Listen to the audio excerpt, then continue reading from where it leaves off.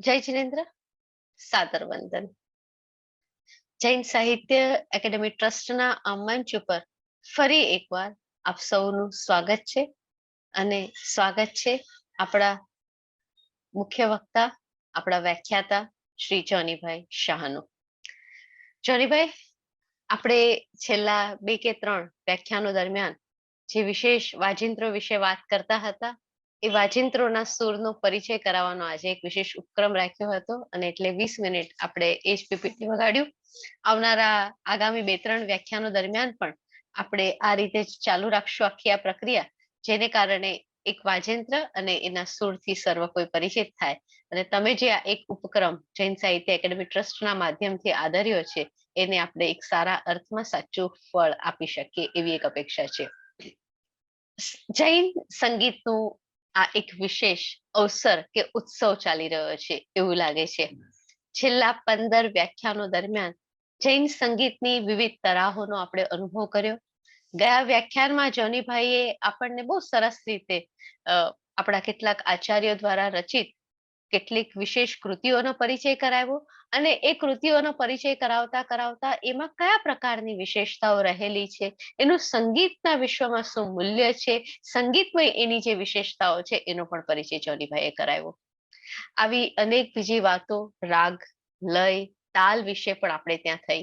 એ ઉપરાંત આગમના સમયમાં સંગીતની કઈ જે વાતો થઈ છે, મધ્યકાલીન સંગીતની વાત થઈ છે અને આજે ફરી એક પાછો નવો વિષય લઈને જોનીભાઈ આવ્યા છે રાગમાળા અને દેશીઓ વિશે. આજે તેઓ આપણી સાથે રાગમાળા અને દેશીઓ વિશે વાત કરવાના છે. કોઈ વિશેષ બીજી ફોર્માલિટી ન કરતા જોનીભાઈ, આજે અમે તમને પૂરેપૂરો સમય પણ આપ્યો છે, એટલે અંતની પણ જે આપણા સ્પર્ધકો અને સ્વાધ્યાયીઓ જે સમય લેતા હોય છે એ સમયમાં આજે કોઈનું નામ નથી, તો આપ જ આ સમય લો અને અમને વધારે ને વધારે શીખવો. એટલે આ તો એવું છે કે હવે તમે અહીંયા છો, તમે તમારી પાસેથી જેટલું વધારે પ્રાપ્ત કરી શકીએ એવી અમારી ભૂખ વધારે ને વધારે ઉઘડતી જાય છે. અને ખાસ કરીને ઓલો 24 તો આંકડો આવી રહ્યો છે ને, કે 24 લેક્ચર પછી શું કરશું, એટલે અમારી તરસ વધારે તીવ્ર થતી જઈ રહી છે. તો તમારી પાસેથી 20મા વ્યાખ્યાન પછી મારે એવું પણ એક વચન લેવું છે કે આપણે આ જ કોર્સને એક નવું બીજું પરિમાણ આપીએ અને વધારે સઘન અભ્યાસ કરતો એક આગામી કોર્સ પણ ધીમે ધીમે જાહેરાત કરીએ, થોડાક સમયના તમને વિરામ મળે એ પછી. અને વધારે સમય ન લેતા જોનીભાઈ, ફરી આ મંચ ઉપર જૈન સાહિત્ય એકેડેમી ટ્રસ્ટના સર્વ ટ્રસ્ટીઓ અને મુખ્ય તો અમારા સર્વ સ્વાધ્યાયો વતી આપનું સ્વાગત કરીને આપને નમ્ર નિવેદન કરું છું કે રાગમાળા અને દેશીઓ વિશે આપ વાત કરો. શ્રી જોનીભાઈ શાહ. પ્રણામ. જય જિનેન્દ્ર. Thank you Sejalben. શરૂઆત પ્રાર્થનાને બદલે આપણે એક સરસ પૂજાની ઢાળથી કરીશું, પરંતુ આ અર્વાચીન પૂજા છે. લબ્ધિ વિક્રમ સંપ્રદાયના આચાર્ય રાજેશ સુરી મહારાજ એમણે આ પૂજાની રચના કરી છે. શ્રી સુપાર્શ્વનાથ ભગવાન પંચ કલ્યાણક પૂજા, એમાં શ્રી નિર્વાણ કલ્યાણકે અષ્ટમ નૈવેદ્ય પૂજા, એના દોહા છે. 3 દોહાથી શરૂઆત કરીશ અને આવી 5 પૂજાઓનો સંગ્રહ, જેમાં લબ્ધિસુરી દાદાની રચનાઓ પણ છે, રાજ્યસુરી મહારાજની રચનાઓ પણ છે. એ પુસ્તકનું નામ છે પંચ તીર્થંકર પંચ કલ્યાણક પૂજા. તો એ પુસ્તકમાંથી આ 3 દોહા લઈને શરૂ કરીશું.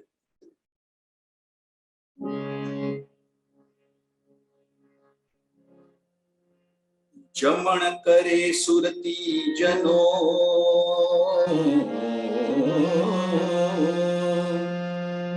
રચે અન્ન ભંડાર, ઘારી લાડુ લાપશી, શાકતણા શણગાર. જાતા બધું તે પેટમાં, અંદર કીચમાં કીચ. પ્રભુ વિનંતી હું કરું, હરજો બુરી રીત. નૈવેદ્યને નિવેદીને, કરું અંતર પોકાર. છૂટે આહાર વિકાર તો, પામું પદ અણાહાર. પામું પદ અણાહાર. જ્યારે પહેલી વાર આ પંક્તિ મેં વાંચી કે જમણ કરે સુરતી જનો રચે અન્ન ભંડાર, ઘારી લાડુ લાપસી શાક તણા શણગાર, જાતા બધું તે પેટમાં અંદર કીચમાં કીચ, ત્યારે મને હસવું આવ્યું. એટલે મને લાગ્યું કે આ હાસ્યરસ પણ આમાં છે. કદાચ આચાર્ય ભગવંતે જ્યારે રચના કરી હશે ત્યારે એમના મનમાં હાસ્ય રસ કદાચ ન પણ હોય, પરંતુ મારામાં એ ભાવ જાગ્યો. અને ત્યારબાદ જ્યારે એનો અંત થાય છે કે છૂટે આહાર વિકાર તો પામું પદ અણાહાર, એટલે શાંત રસમાં પરિણમે છે. મેં અહીંયા એક શબ્દ વાપર્યો, રસ, હાસ્ય રસ અને શાંત રસ. આપ સૌ જાણો છો તેમ સાહિત્યમાં નવ રસ એ ખૂબ જ પ્રખ્યાત છે, ખૂબ જ ફેમસ છે. જે રસની વાત આપણે કરીએ છીએ એ માત્ર સાહિત્યમાં જ હોય એવું જરૂરી નથી. એ રસનું મહત્વ કવિતા અને સાહિત્યમાં તો છે જ, પણ સાથે સાથે સંગીતમાં પણ બહુ જ છે. અને એમાં રાગની સાથે પણ રસ જોડાયેલા છે. તો આજના વિષય ઉપર આપણે જઈએ પહેલા થોડીક રસ વિશે પણ વાત કરી લઈએ.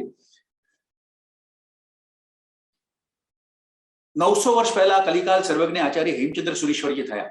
એમના વિશે તો ઘણી વાર વાત કરી છે. એમના બે શિષ્યો હતા, આચાર્ય રામચંદ્ર સુરીજી અને આચાર્ય ગુણચંદ્ર સુરીજી, અને એમણે મળીને એક નાટકનો અદ્ભુત ગ્રંથ રચ્યો, નાટ્ય દર્પણ. બહુ જ મહત્વનો ગ્રંથ છે. હવે નાટક કળા જે છે, થિયેટર જેને આપણે કહીએ, એને કમ્પ્લીટ આર્ટ તરીકે આપણે ઓળખીએ છીએ. Theatre is complete, total art. કારણ કે નાટકમાં માત્ર અભિનય નથી હોતો, એમાં બધી જ કળાઓ હોય છે. જેમ કે તમે પેઇન્ટિંગ પણ લઈ શકો, પાછળ સેટિંગ્સ આપણે જોઈએ કે પાછળના બેકડ્રોપ્સ જોઈએ. સંગીત કળા તો છે જ, નૃત્ય કળા પણ છે, વાજિંત્ર કળા પણ છે. એ ઉપરાંત કવિતા અને સાહિત્ય પણ છે. તો રામચંદ્ર સુરીજી એ આ નાટ્ય દર્પણમાં લખે છે કે રસ પ્રાણો હિ નાટ્ય વિધિ, રસ જ નાટ્યનો પ્રાણ છે. નાટકના બધા જ અંગો અને ઉપાંગો જેવા કે અભિનય, સંવાદ, છંદ અને અલંકાર, સ્વર, સંગીત વગેરે બધાનો એકમાત્ર મુખ્ય આશય હોય છે રસાનુભૂતિ. માત્ર નાટક જ નહીં, સાહિત્ય અને સંગીતમાં પણ રસ ખૂબ જ મહત્વનું સ્થાન ધરાવે છે. આ જે નાટ્ય દર્પણ ગ્રંથ છે એના ત્રીજા વિવેકમાં, એટલે કે ત્રીજા અધ્યાયમાં રસ વિચાર, રસ સ્વભાવ, ચતુર્વિધ અભિનય જેવા વિષયો ચર્ચવામાં આવ્યા છે. અને 9 રસના નામોલ્લેખ કરતો એક શ્લોક છે જે આપણે જોઈએ. શૃંગાર હાસ્ય કરુણા રૌદ્ર વીર ભયાનકાઃ બીભત્સાદ્ભુત શાંતાશ્ચ રસઃ સદ્ભિર્નવસ્મૃતાઃ. અર્થાત શૃંગાર, હાસ્ય, કરુણ, રૌદ્ર, વીર, ભયાનક, બીભત્સ, અદ્ભુત અને શાંત, એમ 9 રસો વિદ્વાનોએ સ્વીકાર્યા છે. ગયા વખતે જયદેવભાઈ ભોજકના નામની મેં વાત કરી હતી. આપણા ખૂબ જ મોટા સંગીતજ્ઞ ગુજરાતના, અને તેઓ બરોડાના આકાશવાણી કેન્દ્રમાં મ્યુઝિક પ્રોડ્યુસર હતા. એમણે રસ નિરૂપણ વિશે બહુ સરસ વાત લખી છે. સાહિત્યકારો માને છે કે મહાકાવ્યમાં આ 9 રસનું નિરૂપણ હોય છે. આપણા રામાયણ, મહાભારતની કથા તેના નમૂના છે. પણ બધા જ રસનું નિરૂપણ કોઈ નાટક કે કાવ્યમાં હોવું જરૂરી નથી. ભક્તિ સંગીતની દ્રષ્ટિએ જો જોઈએ તો આત્મનિવેદન કે વિરહના જે પદ હોય, જે ગીત હોય, એમાં કરુણ રસ મુખ્યત્વે હોઈ શકે. પછી સખ્ય ભાવ કે પતિ કે પત્નીના ભાવથી ગવાતા ભજનમાં શૃંગાર રસ મુખ્ય હોઈ શકે. જ્ઞાનના પદોમાં શાંત રસ હોય, જેમાં દુષ્ટોનો નાશ હોય અને ભક્તોના ઉદ્ધારની કથા આવતી હોય કે વાત આવતી હોય, એમાં વીર રસ હોય. અને ઈશ્વરના ચમત્કારની વાત જ્યાં આવતી હોય, ચમત્કારોની, ત્યાં અદ્ભુત રસનું નિરૂપણ થતું હોય છે. આ ભજનોની વાત છે. વિશેષ રૂપે આ 5 રસ ભક્તિ પદોમાં જોવા મળે છે. અને બાકીના 4 જે રસો છે એ સામાન્ય રીતે કથાકારની કથામાં આવે છે. તેથી હાસ્ય, રૌદ્ર, ભયાનક અને બીભત્સ ભજનોમાં જોવા મળતા નથી. જ્યારે ચરિત્ર કથનના કાવ્યો હોય એમાં જરૂર જોવા મળે છે. જેમ કે સુદામા ચરિત્ર, અભિમન્યુ આખ્યાન, નળાખ્યાન, શામળશાના વિવાહ ઇત્યાદિ કથા કાવ્યો. હવે આપણે જોઈએ કે શ્રીપાળ રાસ આપણે ત્યાં બહુ જ લોકપ્રિય થયો છે. એનું એક મુખ્ય કારણ છે કે એમાં 9 રસ વણાયેલા છે. તો આજે અને શ્રીપાળ રાસ એની દેશીઓ માટે દેશીઓનો ખજાનો છે, કારણ કે 41 એની ઢાળો છે અને કેટલી દેશીઓનો પ્રયોગ થયો છે. તો જેમ સેજલબેને શરૂઆતમાં કહ્યું કે હવે આપણી પાસે સમય બહુ જલ્દી પતી રહ્યો છે, આમ 24 લેક્ચર્સ ક્યાં આવી જશે, 16મું લેક્ચર આ ચાલે છે, એટલે થોડું ઘણું પેલો લોભ પણ છે કે મુખ્ય વિષયની સાથે સાથે આવો સાઈડ વિષય બીજો ક્યાંક આપણે એને સામેલ કરી શકીએ તો એની માહિતી પણ આપી શકાય. તો આજે આપણે દેશીઓની વાત કરવાના જ છે. તો શ્રીપાળ રાસની દેશીઓની સાથે સાથે આ નવરસની પણ આપણે વાત જોડી દઈશું. પણ એ હવે રસ વિશેની વાત આપણું આજનો મુખ્ય વિષય પતી જાય પછી જે સમય મારી પાસે રહેશે એ દરમિયાન કરીશું. તો હવે આપણે સીધા આપણા વિષય ઉપર આગળ વધીએ. આજનો વિષય છે રાગમાળા અને દેશીઓ.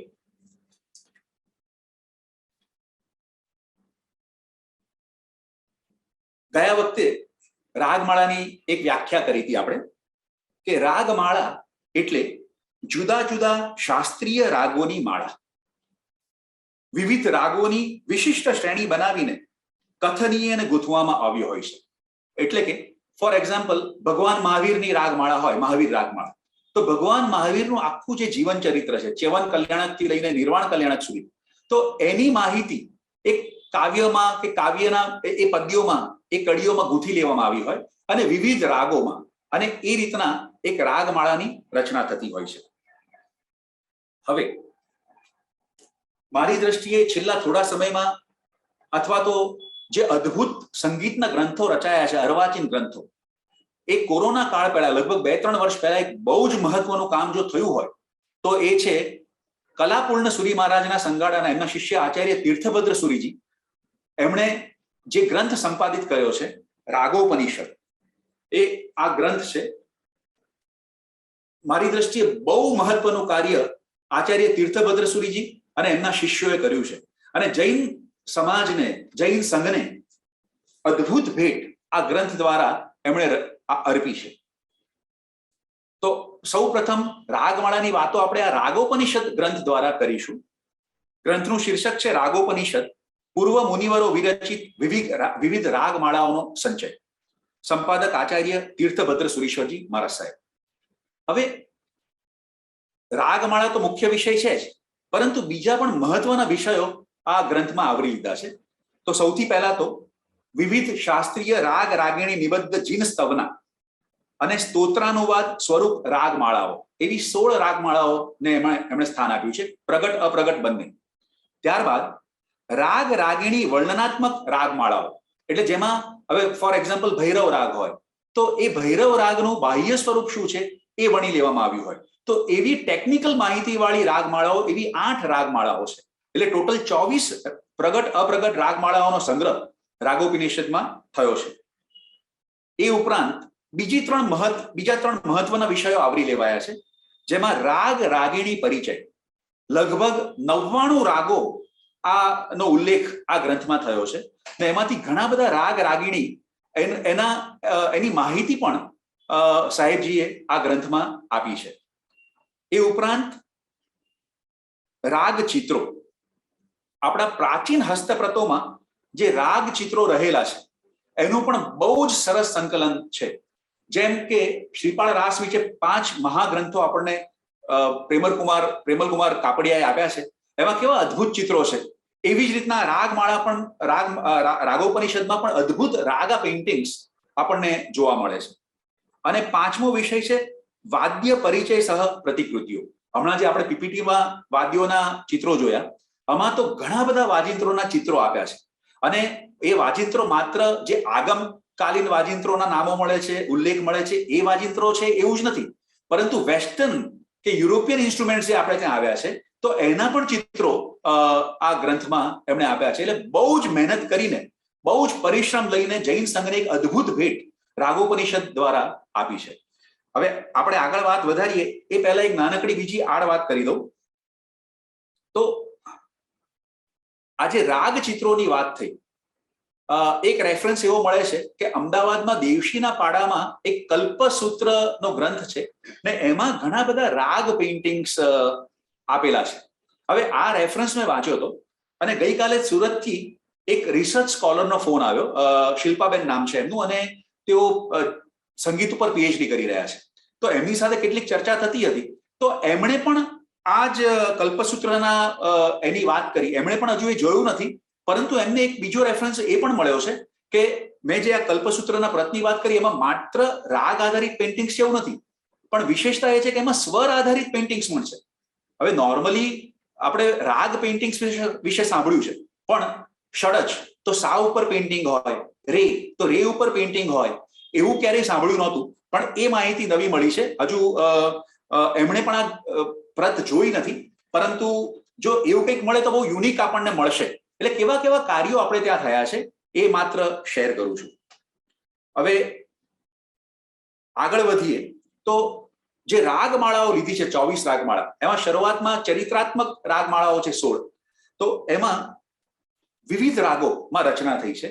એમાં કેટલાક રાગો તો એટલે કેટલાકમાં તો 36 રાગો હોય છે. ચ્યવન કલ્યાણકથી લઈને નિર્વાણ કલ્યાણક સુધીની મુખ્ય જીવન ઘટનાઓ થોડી થોડી કડીઓમાં, બહુ લાંબા ગીતો નથી પણ થોડીક કડીઓમાં ગૂંથી લેવામાં આવ્યા હોય છે. હવે રાગોપનિષદમાં બીજું એક મહત્વનું પાસું મારી દ્રષ્ટિએ એ છે કે શરૂઆતમાં જે પ્રાસ્તાવિક લેખો છે એમાં આચાર્ય શીલચંદ્ર સુરીજી મહારાજનો લેખ છે, વૈરાગ્યરતિ વિજયજી મહારાજ સાહેબનો લેખ છે, આચાર્ય નંદીઘોષ સુરીશ્વરજી મહારાજ સાહેબનો લેખ છે, અને સંપાદક આચાર્ય શ્રી તીર્થભદ્ર સુરીજી મહારાજ સાહેબનો લેખ છે. આ ચારેય લેખ જૈન સંગીતની દ્રષ્ટિએ બહુ જ મહત્વના છે. આપણે થોડીક વાત જ કરીશું અત્યારે. આચાર્ય શીલચંદ્ર સુરીશ્વરજી મહારાજ સાહેબ, એમણે રાગમાળાની જે વ્યાખ્યા કરી છે, ઘણીવાર આપણને થાય કે કેટલા વિદ્વાન આચાર્ય ભગવંતો આપણને મળ્યા છે કે બહુ નાનકડી વ્યાખ્યામાં કેટલું બધું આપણને આપી દે છે. એમણે ખાલી એક નાનકડી વ્યાખ્યા કરી છે કે ભક્તિ કર્મ, કવિ કર્મ, સંગીત કર્મ અને ભાષા કર્મ એ બધાનો સરવાળો એટલે રાગમાળા. કેટલા સરળ શબ્દોમાં એમણે કેટલી બધી વાતો કરી દીધી. ભક્તિ કર્મ, આ દરેક પદોમાં અદ્ભુત ભક્તિભાવ છે. કવિ કર્મ, અદ્ભુત કાવ્યો, અલંકાર, કવિતાના જે વિશેષતા હોવી જોઈએ કવિતામાં, એ બધું કાવ્ય તત્વ આ બધી રચનાઓમાં આપણને મળે છે. સંગીત કર્મ, શાસ્ત્રીય રાગો ઉપર આધારિત અને કેટલાય રાગો, જાણીતા, પ્રચલિત, અપ્રચલિત રાગો. એ ઉપરાંત આ કાવ્ય તત્વ પણ કેવું છે કે ઘણી બધી રાગમાળાઓમાં ગયા વખતે આપણે વાત કરી એમ જે રાગમાં રચના થઈ હોય એ રાગનું નામ પણ શબ્દમાં વણી લીધું હોય, ગૂંથી લીધું હોય એ કાવ્યમાં. અને ભાષા કર્મ, અદ્ભુત ભાષા છે. તો એ બધાનો સરવાળો એટલે રાગમાળા. એવી જ રીતના પોતાના લેખમાં વૈરાગ્યરતિ વિજયજી મહારાજ સાહેબે નોંધ્યું છે કે એક એવી મિથ્યા અવધારણા પ્રચલિત થઈ કે જૈનો પાસે શાસ્ત્રીય સંગીત નથી. રાગોપનિષદ જોતા આ અવધારણા મિથ્યા સાબિત થાય છે. આ સંગ્રહનું રાગોપનિષદ નામ પણ સાર્થક છે, કેમ કે રાગ ગુરુની પાસે બેસીને જ પ્રાપ્ત કરવા યોગ્ય છે. રાગ કોષમાં 1438 રાગોનું વિવરણ મળે છે. તેમાંથી હાલ 200 રાગો જ પ્રચલિત છે, 50 કે 60 ગવાય છે, અને રાગોપનિષદમાં 99 શાસ્ત્રીય રાગો ઉપલબ્ધ થાય છે. ત્યારબાદ જો આપણે રાગોપનિષદની આ રાગમાળાઓ વિશે વધુ વાત કરીએ તો એમ કહી શકીએ કે એમાં રાગમાળાઓનો રસથાળ પીરસાયો છે. અને લગભગ વિક્રમની 17મી અને 18મી જે શતાબ્દીઓ હતી એ દરમિયાન મુખ્યત્વે આ બધી રાગમાળાઓ રચાઈ છે. એટલે આ પ્રાચીન રાગમાળાઓ છે. મારું ગુર્જર કે હિન્દી ભાષામાં મુખ્યત્વે રચાયેલી છે. અને જેમણે રચના કરી છે તેઓ મેજોરિટી તો જૈન સાધુ ભગવંતો છે અને ક્વચિત શ્રાવક પણ છે, જૈન ગૃહસ્થો પણ છે. કેટલીક એવી કૃતિઓ પણ છે, જેમ મેં કીધું એમ, કે જેમાં રાગ રાગિણીનું બાહ્ય સ્વરૂપનું વર્ણન થયું હોય. એમાં તીર્થંકર પરમાત્માની વાત ના આવે, પણ એ રાગની ટેકનિકલ માહિતી, એનું બાહ્ય સ્વરૂપ શું છે એની માહિતી હોય. અને એમાંની કેટલીક સંસ્કૃતમાં પણ છે આ સંપાદનમાં. આ રાગમાળાઓ વિશે પોતાની પ્રસ્તાવનામાં આચાર્ય તીર્થભદ્ર સુરીજી નોંધે છે કે અનુપ્રાસોની ઉછળતી મસ્તીમાં શાસ્ત્રીય કે સુગમ સંગીત ગાનની મધુ છલકતી અભિવ્યક્તિમાં આ રાગમાળાનો શ્રવણોત્સવ ઉજવાય તો પરમાત્માના જીવન ચરિત્ર અને સ્તોત્રાનુવાદના સ્વાધ્યાય દ્વારા એક અનન્ય આનંદોલ્લાસનો આસ્વાદવા મળે તેવો છે. કેટલાક પ્રયોગો છેલ્લા થોડાક વર્ષોમાં થયા છે, જેમ કે જ્યારે દેરાસરમાં મહાપૂજા હોય તો એવા થોડાક પ્રયોગો થયા છે કે જેમાં 20, 25, 30 વાદ્યકારોને બોલાવવામાં આવે અને માત્ર એમના વાજિંત્રોનું વાદન થાય.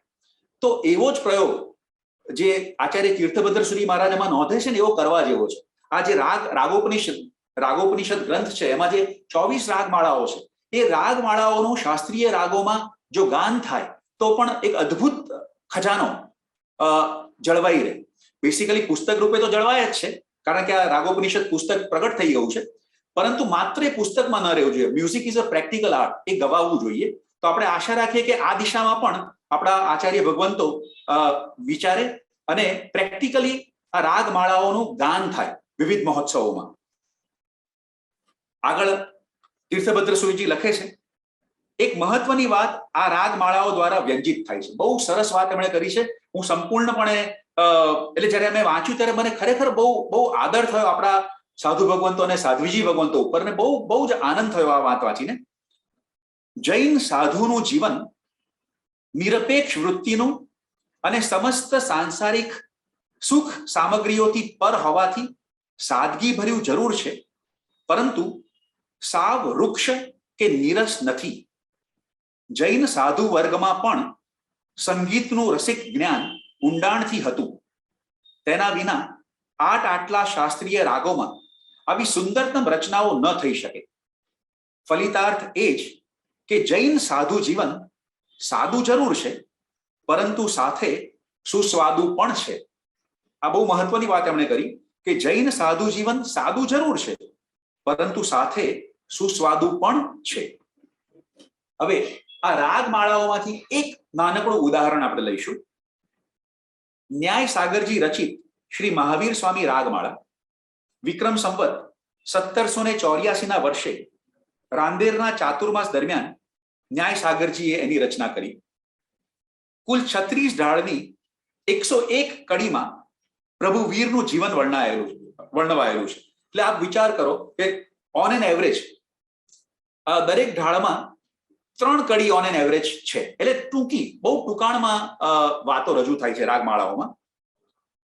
અને એ જે રાગો જોઈએ, વિવિધ રાગો, તો એના નામ છે રામકલી, દેવગંધાર, ભૈરવ, વિભાસ, વેલાઉલ એટલે કે અત્યારનો બિલાવલ, પ્રભાત, તોડી જયતસિરી મિશ્ર, દેશાખ, આસાવરી, વસંત, વૃંદાવની સારંગ, નટ, ગૌડ સારંગ, પૂર્વી, શ્રીરાગ, આલાપત ગોડી, દરબારી ઘોડી, ઈમન કલ્યાણ જેને આપણે અત્યારે યમન કલ્યાણ તરીકે ઓળખીએ છીએ, નાયકી કાનડો, અડાણો દરબારી, માલવ ઘોડો, જયવંતી, સારંગ મલ્હાર, કાફી, વૈરાટી, મેઘ મલ્હાર, મારુ, રામગીરી, કેદારો, બિહાગ, સામેરી, સોરઠી સામેરી, બંગાલો, માલવકોશ જેને આપણે માલકોશ કહીએ છીએ અત્યારે, પરજીઓ અને ધન્યાશ્રી જેને આપણે ધનાશ્રી કહીએ છીએ. ખાલી આ રાગોના નામ પણ આમાંથી કેટલાય રાગોના નામ આપણે પહેલી વાર સાંભળતા હોઈશું.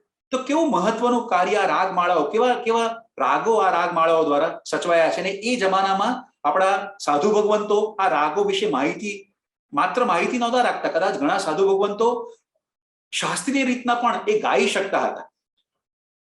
હવે એક દ્રષ્ટાંત રૂપે, ઉદાહરણ રૂપે આ જે રાગમાળાની મેં વાત કરી એમાંનું 11મું પદ્ય લઈએ, એનું ગાન કરીશું. રાગ છે વૃંદાવની સારંગ. અને ગીત પહેલા જે આ પુસ્તકમાં રાગ પરિચય આપ્યો છે એ પણ નાનકડો રાગ પરિચય પણ થોડોક આપણે જોઈ લઈએ.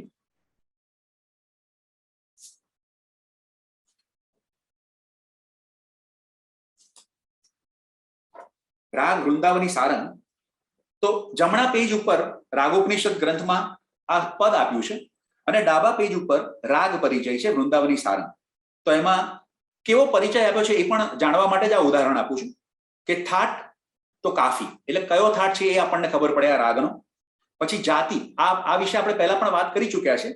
તો ઓડો એટલે આરો અને અવરો બંનેમાં 5-5 સ્વર છે આ રાગમાં. પછી વર્જ્ય એટલે કયા સ્વર નથી લેવાતા, વર્જિત સ્વર. તો આરો અવરો બંનેમાં ગ અને ધ વર્જિત છે. પછી વાદી એટલે કે મુખ્ય, રાજા, મુખ્ય સ્વર કયો તો રે, સંવાદી સ્વર તો પ. પછી અહીંયા એક બીજું મહત્વની વાત આપી છે કે રાગનો પ્રભાવ, આપણે તે મ્યુઝિક થેરાપીની વાત છે, તો મારા સાહેબે અહીંયા લખ્યું છે કે રાગનો પ્રભાવ એટલે વૃંદાવની સારંગ રાગ પાચન તંત્રમાં ફાયદો કરે છે. તો આ વાત પણ આપણને મળે છે. પછી આરો અવરો પકડ એ બધું તો ટેકનિકલ ટર્મ્સ આપી જ છે. એ ઉપરાંત પ્રકૃતિ, તો રાગની પ્રકૃતિ કેવી છે? તો ગંભીર. અને રસ, વૃંદાવની સારંગમાં કયો રસ છે? તો રસ છે વીર રસ. તો આવી ઘણી બધી ઇમ્પોર્ટન્ટ માહિતી. એ ઉપરાંત ગાવાનો સમય કયો? તો દિવસનો ત્રીજો પ્રહર કે મધ્યાહન સમય.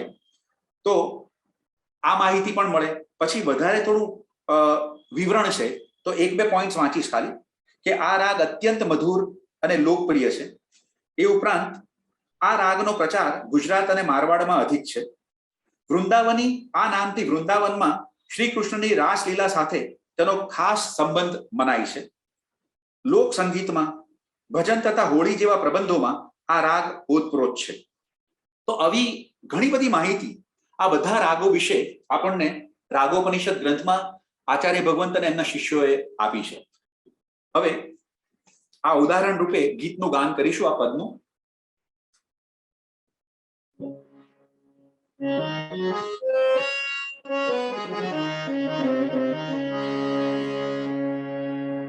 પ્રભુજી તપ સંજમ કો ખેત, પ્રભુજી તપ સંજમ કો ખેત, ઉગ્ર વિહાર કરે અવિનાશી, ઉગ્ર વિહાર કરે અવિનાશી, મહાનંદ પદ એત, પ્રભુજી તપ સંજમ કો ખેત, પ્રભુજી તપ સંજમ કો ખેત.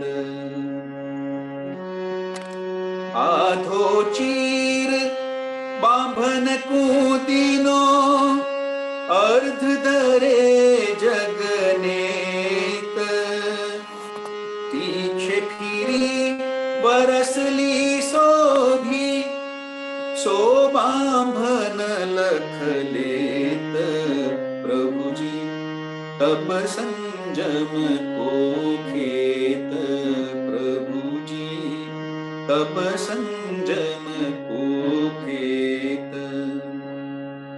છઠ અઠમ કરે દસમ દુવાલસ, છઠ અઠમ કરે દસમ દુવાલસ, છમાસી શિવ દેત, ऐसा रंग धरे व्रत ઉપરી. ऐसा રંગ, હવે તમે જે શબ્દ જુઓ વાંચો તો એમાં સારંગ શબ્દ વણાઈ ગયો છે.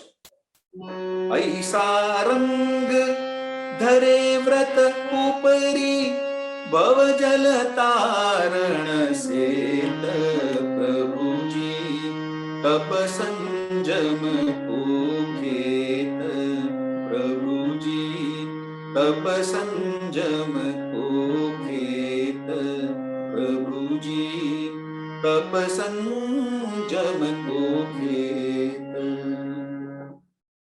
વૃંદાવની સારંગ રાગ મુખ્યત્વે શાસ્ત્રીય સંગીતનો રાગ છે, પરંતુ એમ કહેવાય છે કે લોક સંગીતમાંથી આ રાગની રચના થઈ છે.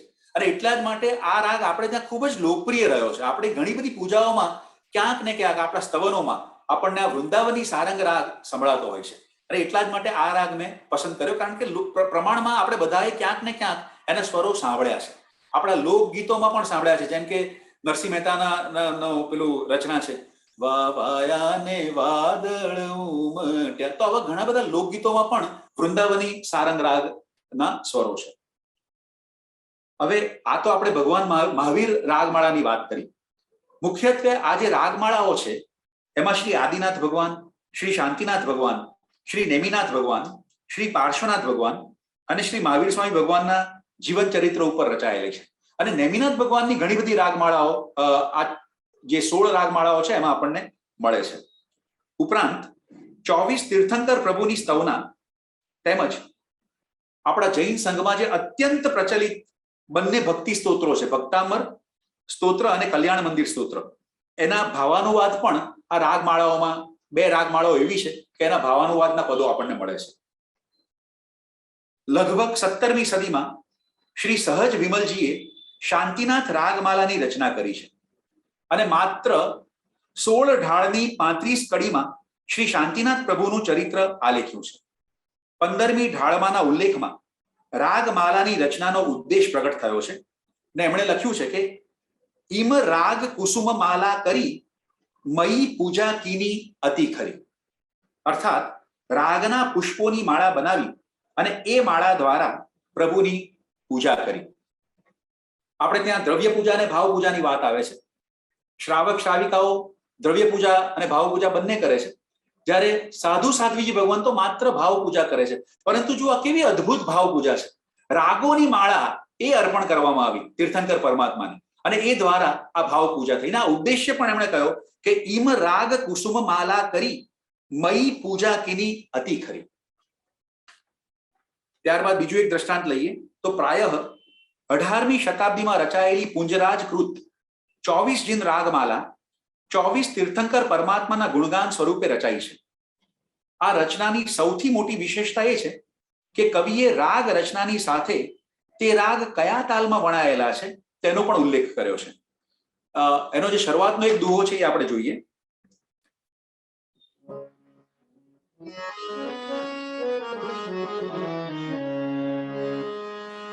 ऋषभजिने सर आदि दे वर्धमान 24 नवला रागई ताल बन जिन पद कही सुजगीस, जिन पद कही सुजगीस, जिन पद कही सुजगीस.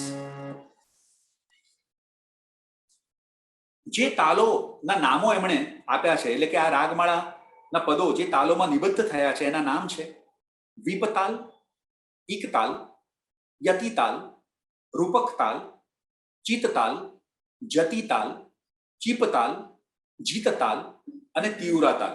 હવે બહુ સાચું કહું તો આમાંથી 3 તાલોથી હું પરિચિત છું, જેમ કે ઇકતાલ એટલે જેને આપણે અત્યારે એકતાલ કહીએ છીએ, રૂપકતાલ એ વિશે આપણે પહેલા પણ વાત કરી ચૂક્યા છે, અને તીવ્રતાલ એટલે કે તેવરા એની પણ આપણે વાત કરી છે. તો આ 3 તાલથી હું પરિચિત છું. બાકીના જે તાલો છે એ બહુ પ્રચલિત તાલો નથી. તો એ 200 વર્ષ પહેલા 300 વર્ષ પહેલાની રચનાઓમાં આપણને કેટલી સુંદર અને મહત્વની માહિતી સંગીતની દ્રષ્ટિએ પણ આપણને મળે છે.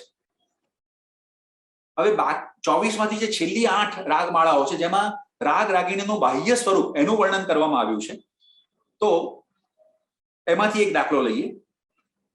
એ રાગોપનિષદમાં 23મી રાગમાળા છે. એમાં 88 પદ્યો છે, 88 પદ્યો છે અને વિક્રમ સંવત 1712 પહેલાની રચના હોય એવું લાગે છે. વિવિધ છંદોબદ્ધ આ રચના સંસ્કૃત ભાષામાં રચાઈ છે.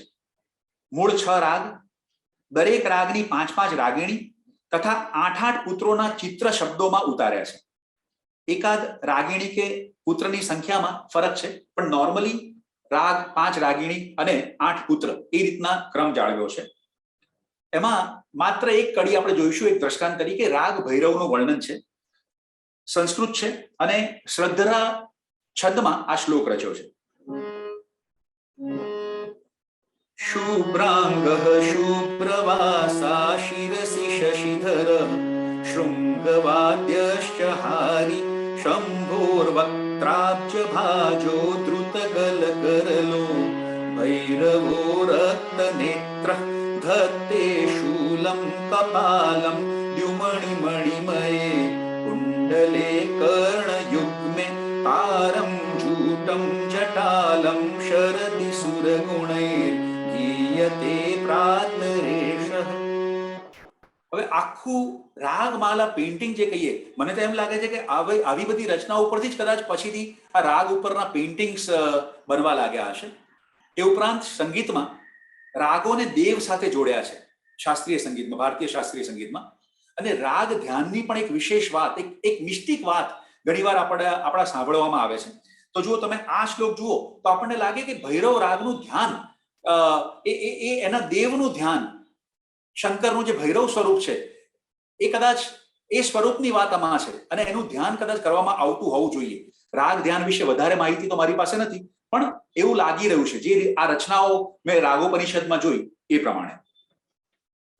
અને છેલ્લે આ રાગોપનિષદની વાત પૂર્ણ કરતા પહેલા ફરીવાર આચાર્ય તીર્થભદ્ર સુરીજીની એક નોંધ જે છે એ એનાથી હું પૂર્ણ કરીશ કે રાગમાળાના 2 પ્રવાહ ઉપરાંત ત્રીજો પ્રવાહ પણ આપણે ત્યાં છે. તેમાં વિવિધ શાસ્ત્રીય રાગોમાં બોધદાયક આધ્યાત્મિક પદોનો સમાવેશ થાય છે. અધ્યાત્મ યોગી આનંદ ગંજીના પદો આપણે ત્યાં સુપ્રસિદ્ધ છે. તે વાસ્તવમાં રાગમાલા છે.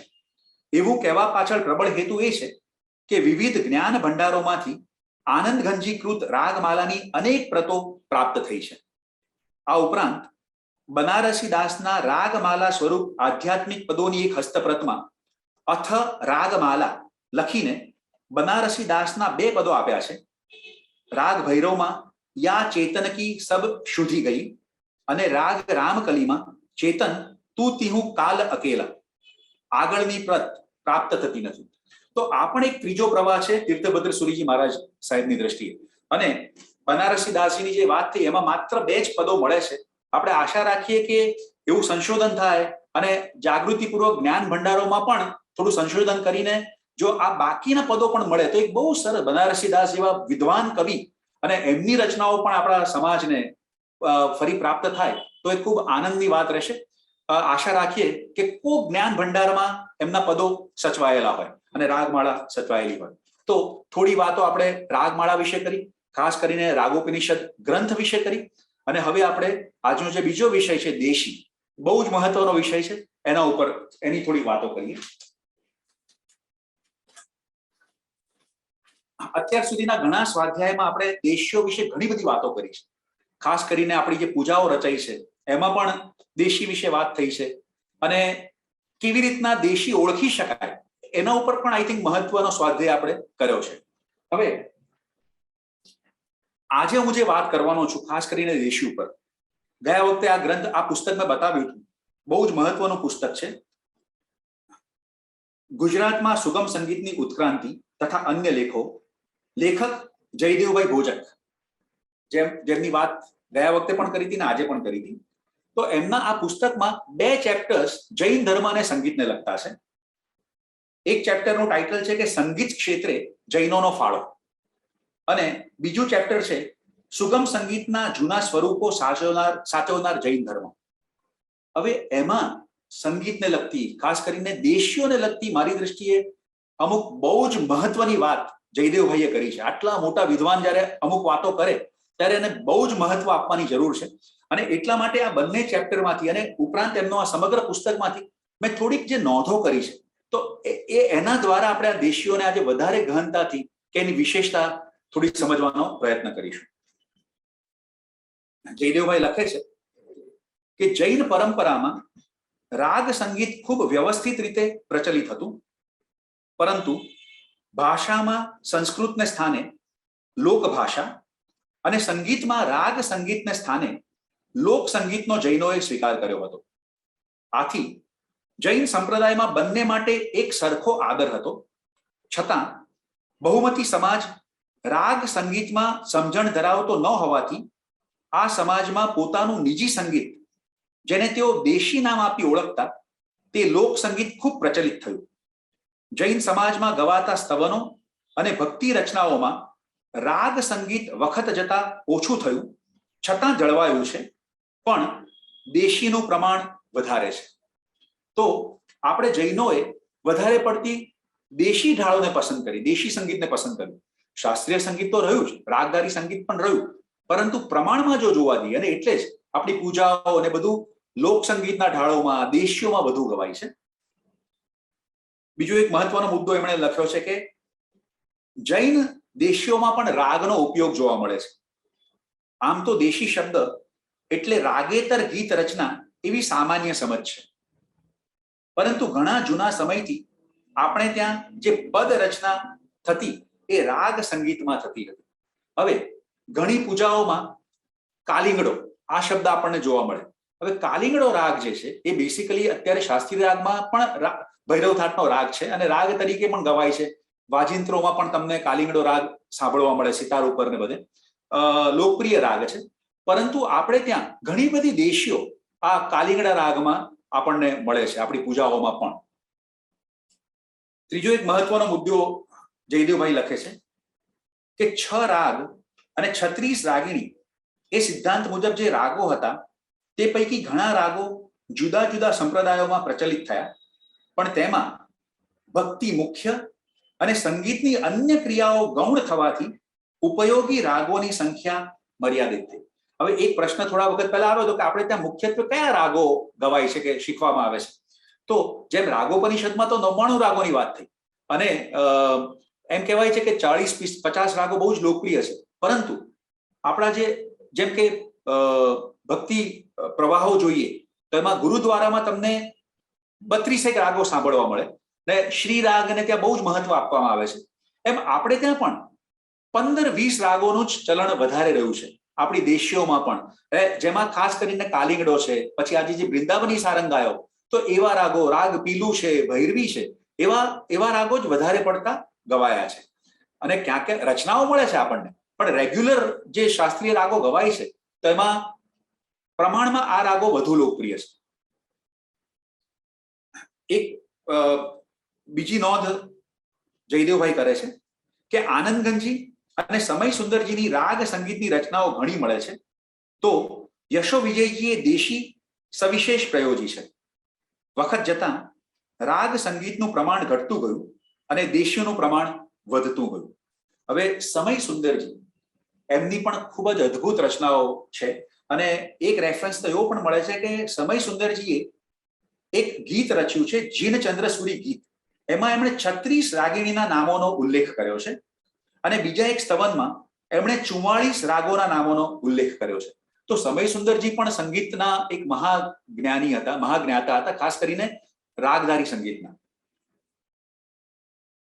ત્યારબાદ બીજો એક મહત્વનો મુદ્દો છે જેનું શીર્ષક જ એમણે આપ્યું છે પેરેગ્રાફનું કે જૈનોનું સૌથી મોટું સંગીત ક્ષેત્રે પ્રદાન એટલે દેશી. લોકોની ભાષા અને લોકોના સંગીતને પ્રાધાન્ય આપનાર આ સમાજે દેશી નામથી રાગેતર રચનાઓ કરી જેમાં લોકગીતોના ઢાળો પણ આવી જાય અને તેનો છૂટથી ઉપયોગ કર્યો. જૈન દેશીઓનો સંગ્રહ. મોહનલાલ દલીચંદ દેસાઈએ જૈન ગુર્જર કવિ ગ્રંથ લખ્યો છે. તેની નવી આવૃત્તિના 8મા ભાગમાં જૈન દેશીઓનો સંગ્રહ થયેલો છે. તે જોવાથી સમજાશે કે એક દેશી તો 300-400 વર્ષ સુધી સતત કવિઓએ કાવ્ય રચનામાં અને શ્રાવકોએ ગાવામાં એ દેશીનો ઉપયોગ કર્યો છે. અને આ જે મોહનલાલ દલીચંદ દેસાઈએ જે જૈન ગુર્જર કવિમાં આખું આ જે લિસ્ટિંગ કર્યું છે, દેશીઓનો સંગ્રહ કર્યો છે, એ પણ એક બહુ જ મહત્વનું કામ થયું છે. અને એવી જ રીતના એક ડોક્ટર ફાલ્ગુની ઝવેરી, એમણે જૈન પૂજાઓ પર પીએચડી થીસિસ લખી છે અને એ પણ પુસ્તક રૂપે પ્રગટ થઈ છે. એમાં પણ છેલ્લે જૈન પૂજાઓમાં જે આ દેશીઓ ગવાય છે એનું એક લિસ્ટ આપ્યું છે. મારા ખ્યાલ પ્રમાણે લગભગ 150 દેશીઓનું લિસ્ટિંગ એમણે કર્યું છે. જૈન સમાજનું એક અતિ ઉદાર પાસું છે. નરસિંહનું પદ હોય કે પ્રેમાનંદના આખ્યાનનો ઢાળ હોય, વલ્લભ ઘોડાનો ગરબો હોય કે દયારામની ગરબી, તેમજ નાટક સિનેમાના ગીત હોય, તે ઢાળને એટલે કે દેશીને અપનાવીને પોતાના સંપ્રદાયનો બોધ આજ સુધી જૈન સંત કવિઓએ સુપેરે આપ્યો છે. સંગીતમાં ગુજરાતી દેશી ઢાળને જૈન સમાજે જેટલી માત્રામાં સાચવ્યા છે તેટલા અન્ય સમાજે સાચવ્યા જણાતા નથી. સદીઓ જૂની આવી દેશીઓ આજે પણ જૈન દેરાસરમાં સાંભળવા મળે છે. આ નોંધ ગુજરાતના એક મહાન સંગીતજ્ઞ જેમને કહી શકીએ, સંગીતકાર કહી શકીએ, જયદેવભાઈ ભોજક, એમણે કરી છે અને આ પુસ્તક લગભગ 12-13 વર્ષ પહેલા પ્રગટ થયું છે. દેશી એટલે કે જે તે પ્રદેશમાં પરંપરાગત ગવાતું ગીત સંગીત. આજે નરસિંહ કે દયારામની રચનાના અસલ ઢાળ એટલે કે દેશી વિસરાવા લાગ્યા છે.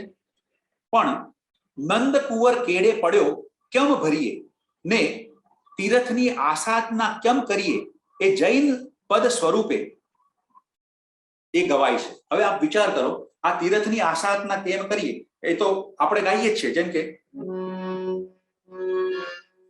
તીરથની આસાતના કેમ કરીએ. એવી જ રીતના વીર વિજયજીની નું જે આ બીજું પદ છે એ પણ વીર કુંવરની વાતડી, એટલે મહેન્દ્ર કપૂરે ગાયું છે એની વાત નથી કરતો, એ તો રાગ અલગ છે, આ પરંપરાનો ઢાળ છે. વીર કુંવરની વાતડી કેને કહીએ. તો આ જે ઢાળ છે, આ જે દેશી છે, આપણે ત્યાં ગવાય છે, તો એ દેશી નરસિંહ કે દયારામના પદમાં પણ મળે છે, પણ ત્યાં લોકો ભૂલી ગયા છે હવે. તો એના ઉપરથી આ જે દેશી છે, નંદ કુંવર કેડે પડ્યો કેમ ભરીએ, એ આપણે બેસાડી શકીએ, એ શોધી શકીએ. જેમ કે નંદ કુંવર કેડે પડ્યો કેમ ભરીએ. અને એટલા જ માટે આ ઢાળો, આ દેશીઓએ, જૈન સમાજે, જૈન દેરાસરોએ, જૈન પૂજાના ગાયકોએ સાચવી રાખી છે. અને એટલે જ જયદેવભાઈ એક બહુ જ માર્મિક ટકોર નથી કહેતો હું, વિજ્ઞપ્તિ કરે છે કે જૂના ગુજરાતી કવિઓની કઈ કૃતિ જૈન સ્તવન કે પદમાં ગવાય છે એ વિષય પર સંશોધન થવું જોઈએ. શું હેમચંદ્રાચાર્ય યુનિવર્સિટી સંગીતના આ પુરાતત્વ જ્ઞાનના ક્ષેત્રે કંઈ કરશે? આ પુસ્તકમાં એમણે લખ્યું છે. પાટણની યુનિવર્સિટી છે, હેમચંદ્રાચાર્ય યુનિવર્સિટી, એમને વિનંતી કરી છે કે આવું કંઈક કામ થવું જોઈએ. પરંતુ આપણા સ્વાધ્યાયીઓમાંથી પણ જેમને ગુજરાતી સાહિત્ય, મધ્યકાલીન સાહિત્યનો રસ હોય એ પણ કરી શકે, કારણ કે આપણે તો જૈન પૂજાઓની દેશીઓથી પણ પરિચિત છીએ, સાથે નરસિંહ મહેતા અને દયારામના સાહિત્યથી પણ પરિચિત છીએ. તો આ કાર્ય આપણે પણ જેટલું અનુકૂળતાથી થઈ શકે અને રસ હોય તો કરી શકાય એમ છે.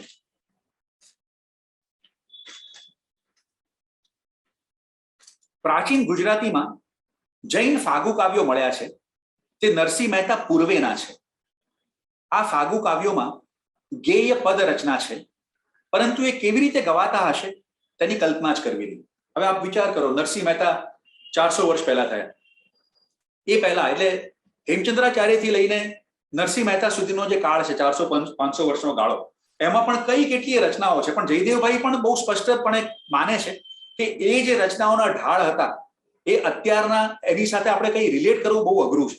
જો આપણે 400 વર્ષ પહેલા ગવાતા ઢાળો કે ગેય કાવ્યો કે રાગો એના એ મેળવવા પણ આપણા માટે મુશ્કેલ હોય અત્યારે, તો આગમ કાળમાં કે એ પહેલા જે રચનાઓ ગવાતી હશે, અથવા તો જે સંગીતની આપણે ઓલરેડી પહેલા વાત કરી ચૂક્યા છે, મૂર્છના પદ્ધતિ ને બધું, તો એને પ્રેક્ટિકલી સમજવું ઘણીવાર બહુ અઘરું પડતું હોય છે. જૈન પૂજાના ગાયકો ભોજક, નાયક, બારોટ, ચારણ કે બ્રાહ્મણ હતા. પૂજાના રચના બદલાય પણ પૂજાના ઢાળોમાં ઘણું સામ્ય રહેતું, કારણ કે ગાયકો એના એ જ રહેતા. આ પૂજા ગાવામાં જૈન સમાજ પણ કાંસી જોડા, મંજીરા, ખંજરી જેવા સહાયક વાદ્યો લઈ જોડાય છે. વૈષ્ણવ હવેલીમાં જેમ કીર્તનિયા સાથે વૈષ્ણવો ગાય છે, તેમ અહીં શ્રાવકો ગાવામાં જોડાય છે. આ જૈન પૂજાના સંગ્રહોમાં પ્રત્યેક પૂજાની ઉપર આ દેશી પ્રમાણે ઢાળ, એમ ઢાળ કેમ ગાવા તેનો નિર્દેશ છે. પુષ્ટિ સંપ્રદાયમાં જ્યાં રાગોનું નામ છે, ત્યાં જૈન પૂજામાં દેશીનો નિર્દેશ છે. ગુજરાતમાં સુગમ સંગીતના અતિ જૂના ઢાળો આ જૈન પૂજાની દેશીઓમાં અકબંધ જળવાયા છે અને હજુ પણ સાંભળવા મળે છે. તો આપણું આ જૈન સંગીતનું પણ એક મહત્વનું પ્રદાન રહ્યું છે કે આપણે આ દેશીઓને જાળવી છે. હવે બીજો એક એ દાખલો આપે છે કે કુંતા અભિમન્યુને બાંધે અમર રાખડી રે, એ ઘણા હિન્દુ કુટુંબોમાં ગવાય છે. આપણે ત્યાં મહાવીર સ્વામીનું સ્તવન એ જ ઢાળમાં મળે છે, માતા ત્રિશલા ઝુલાવે પુત્ર પારણે રે. અને દયારામભાઈએ પણ એક હાલરડું રચ્યું છે, માતા જશોદા ઝુલાવે પુત્ર પારણે રે. તો આ બધાનો ઢાળ એક છે, આપણે એ ગાઈએ. હવે એમણે ટકોર પણ કરી છે કે એ આમ માતા જશોદા ઝુલાવે પુત્ર પારણે રે ને એ બધું એના ઓરિજિનલ ઢાળ આપણે ત્યાં સચવાય આપણા સ્તવનોના રૂપમાં, અને એટલે આપણે રિલેટ કરી શકીએ છીએ. બીજું એમણે એમ પણ લખ્યું છે કે દયારામ ડભોઈના હતા, અને એ વખતે ડભોઈ એ જૈન સેન્ટર હતું, જૈનોનું ગઢ હતું ડભોઈ પણ, લોઢન પાર્શ્વનાથનું તીર્થ છે. તો આ બધી દેશીઓ એ અરસપરસ ક્યાંક બધાએ એકબીજામાંથી લીધી છે. એમ ન કહી શકીએ કે જૈનોએ દયારામ પાસેથી લીધી છે કે દયારામજીએ જૈનો પાસેથી લીધી છે, પણ આદાન પ્રદાન હંમેશા રહ્યું છે. તો આપણે માતા ત્રિશલા ઝુલાવે એની એક કડી જોઈએ. માતા ત્રિશલા ઝુલાવે પુત્ર પારણે રે, કે ગાવે હાલો હાલો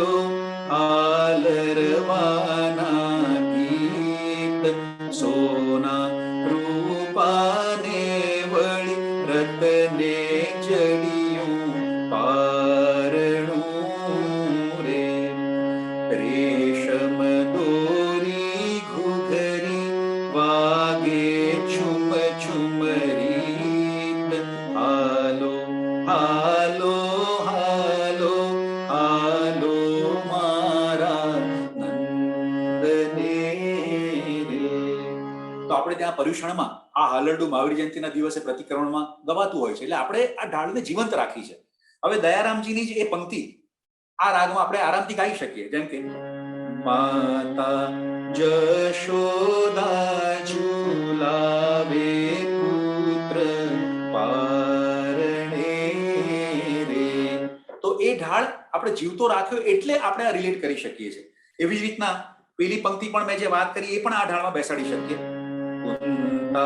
અભિમન્યુને બાંધે અમર રાખડી રે.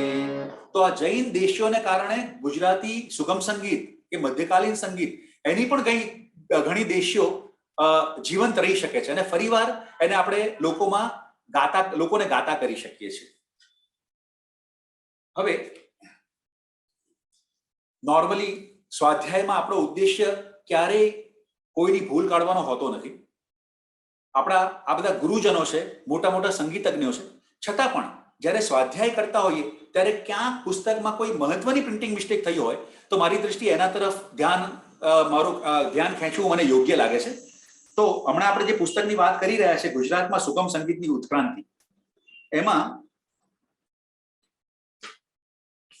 55માં પાને બે ત્રણ જગ્યાએ ખાસ આપનું મારે ધ્યાન ખેંચવું છે. એમાં એક જગ્યાએ લખ્યું છે કે જૈન સમાજમાં મહાવીર સ્વામીનો હાલરડું માતા ત્રિશલા ઝુલાવે પુત્ર પાળને રે વિનય વિજયજીનું રચેલું ગવાય છે. આ મારી જે પ્રિન્ટિંગ મિસ્ટેક છે.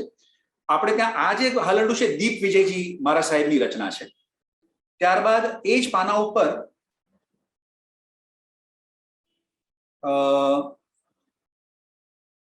આનંદગંજીની વાત કરતા જયદેવભાઈએ નોંધ્યું છે કે તેમનું રચેલું રામ કહો રહેમાન કહો કો કાન કહો મહાદેવરી તથા બેર બેર નહીં આવે અવસર ગાંધીજીએ પણ આશ્રમ ભજનાવલીમાં લીધા છે. હવે મને અહીંયા પણ ક્યાંક પ્રિન્ટિંગ મિસ્ટેક થઈ લાગે છે. રામ કહો રહેમાન કહો આશ્રમ ભજનાવલીમાં મળે છે, પણ અવસર બેર બેર નહીં આવે. મારી પાસે બે અલગ અલગ આવૃત્તિ છે આશ્રમ ભજનાવલીમાં, પણ એમાં ક્યાંય એ જોવા નથી મળ્યું. હવે આ વાત નીકળી છે તો એક બીજી મહત્વની વાત કરી દઉં, કારણ કે આપણે ત્યાં પણ જ્યોત્સનાબેન વોરાએ આશાવરી રાગમાં અવસર બેર બેર નહીં આવે આનંદગંજીનું પદ બહુ અદ્ભુત ગાયું હતું અને આપણે ત્યાં બહુ જ લોકપ્રિય આ પદ છે. પરંતુ એ જ પદ સુરદાસજીનું રચેલું પણ મળે છે, જેના શબ્દો થોડા અલગ છે. અને હું એમ તો નહીં કહું કે સુરદાસજીએ કારણ કે સુરદાસજી પહેલા થયા છે અને આનંદગંજી પછી થયા છે, એટલે ઘણીવાર એવું બને કે રચના કોકની હોય અને પછી બીજાના નામે ચડી જતી હોય છે. હવે એ તો સંશોધનનો વિષય છે, પરંતુ જો આજે સમય હશે છેલ્લે તો આ સુરદાસજીનું જે અવસર બેર બેર નહીં આવે અને આનંદગંજીનો જે અવસર બેર બેર નહીં આવે, એ બંને પદ થોડુંક આપણે જે થોડાક શબ્દો અલગ છે એના તરફ પણ એ હું ગાઈને સંભળાવીશ. અને ત્રીજી એક વાત એમાં નોંધી છે કે સારા દિલ લગા હે બંસી વાલે કો, એ આનંદગંજીની રચના છે. હવે આપણે ત્યાં મેં કહ્યું એમ આનંદગંજીની પદ 72 એટલે 72 પદ હોવા જોઈએ, પરંતુ પછી એમાં ઘણા બધા એડિશન મળે છે. બુદ્ધિસાગર સુરી મહારાજના પુસ્તકમાં 108 પદો મળે છે અને એવું એક પુસ્તક છે જેમાં 145 પદો મળે છે. તો ઘણા બધા પદો પાછળથી ઉમેરાયા છે. હવે કેટલાક વિદ્વાનો એવું માને છે કે આનંદગંજી પણ જેમ આપણામાં થયા એમ વૈષ્ણવ સંપ્રદાયમાં પણ એક આનંદગંજી થયા છે.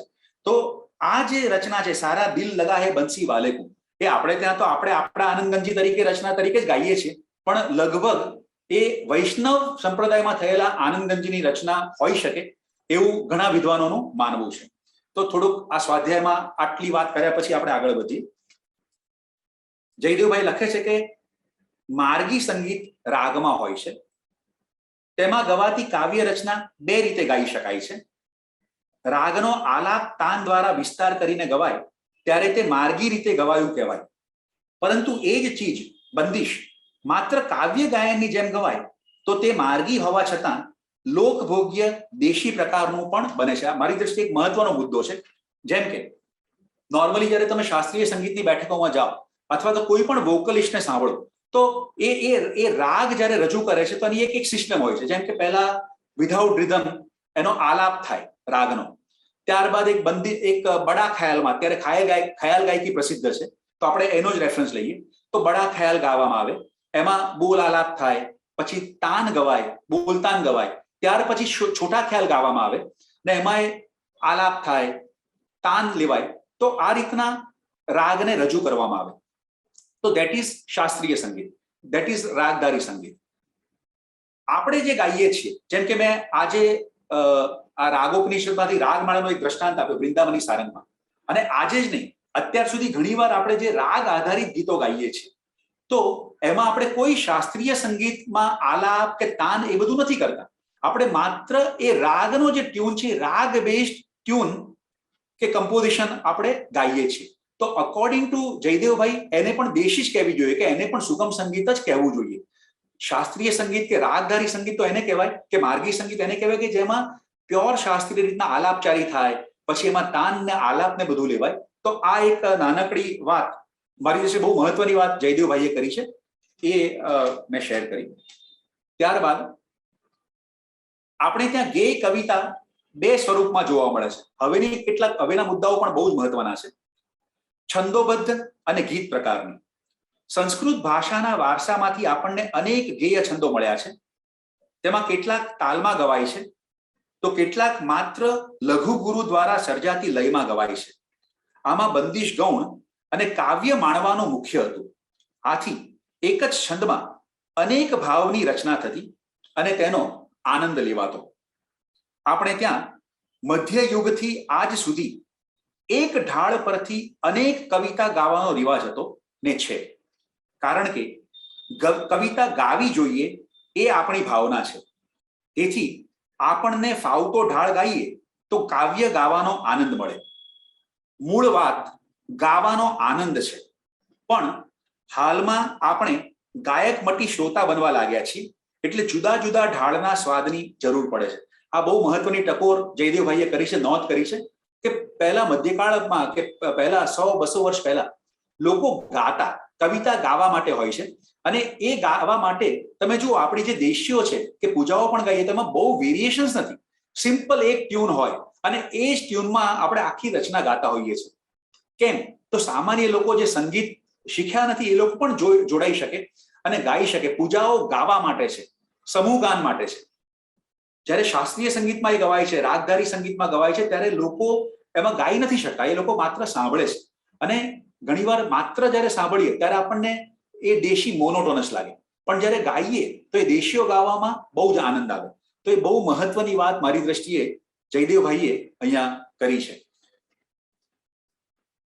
રાગના નિયમના બંધનથી છૂટી લોકગીતને માર્ગે દેશી ઢાળ મળ્યા. આ પણ એક મહત્વનો મુદ્દો છે. રાગ સંગીતને રાગના નિયમો વખત જતા ચુસ્ત રીતે વળગતા ગયા. એમાં પ્રણાલીનું ચુસ્ત પાલન ઉમેરાતા એ પ્રકાર ઘણી શક્યતાથી ભરેલો હોવા છતાં સામાન્ય જન સમુદાયને કઠિન જણાતો.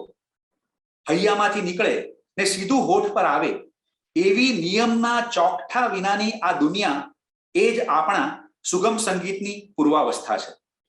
આ નવીન ઢાળ ગાવાની રીતિમાં રાગ સારંગ એટલે કે વૃંદાવની સારંગ જે આપણે જોયો, ધનાશ્રી, આશાવરી, એ બધા માટે તો જગ્યા હતી જ, પણ આ રાગના નિયમમાં ન બેસતી કલ્પનાને માટે પણ અવકાશ મળ્યો. પૂર્વે જેને આપણે લોકગીત કહેતા હતા, પછી જેને આપણે દેશી નામથી સંબોધન કર્યું, ત્યારબાદ જેને આપણે એ ઢાળ, એ દેશી એવા નિર્દેશથી અજમાવા માંડ્યા, તે જ સંગીત પ્રકાર મહાવરો વધતા સ્વતંત્ર કલ્પનામાં આવવા લાગ્યા ને નવીન રચનાઓ બનવા માંડી. કહેવાનું તાત્પર્ય એ છે કે ઘણીવાર શાસ્ત્રીય સંગીતમાં જે ચુસ્તતા છે રાગ વિશેની, એને કારણે આપણે ત્યાં એ રાગોનું સુગમ સ્વરૂપ વધુ ગવાવા લાગ્યું અને દેશીઓ તરફ આપણે વધુ વળ્યા. હવે જુઓ, શાસ્ત્રીય સંગીતમાં ખાસ કરીને જ્યારે ઘરાના સિસ્ટમ હતી ત્યારે બહુ ચુસ્તપણે સમયના બંધનો પાળવામાં આવતા. જેમ કે ભૈરવ પ્રભાતનો રાગ હોય તો પ્રભાતે જ ગાવામાં આવતો, કે માલકંસ રાતના જ ગાવામાં આવતો, કે જે સંધિ પ્રકાશ રાગ છે, જેમ કે પૂર્વી થાટના રાગો છે તો એ સંધ્યા સમયે, કે મારવા થાટના રાગો, તો દરેક રાગ સાથે એનો સમય છે અને એ સમયમાં જ એ પ્રહરમાં જ એ રાગો ગાવામાં આવતા. પરંતુ આપણે ત્યાં પૂજાઓ જ્યારે આપણે ભણાવીએ છીએ ત્યારે તો બપોરે ભણાવીએ છીએ અથવા સવારે ભણાવીએ છીએ 10 વાગે કે બપોરે 2 વાગે કે 3 વાગે, અને એ સમયે પૂજાઓમાં જ્યારે વિવિધ રાગો ગાવાના હોય તો એમાં કઈ આપણે આ પાબંદી ન રાખી શકીએ, કારણ કે એમાં ભૈરવમાં પણ કોઈક આપણે ગાતા હોઈએ છીએ, કે ભૈરવીમાં પણ ગાતા હોઈએ છીએ, સારંગમાં પણ ગાતા હોઈએ છીએ, યમન કલ્યાણમાં પણ ગાતા હોઈએ છીએ, આશાવરીમાં પણ ગાતા હોઈએ છીએ.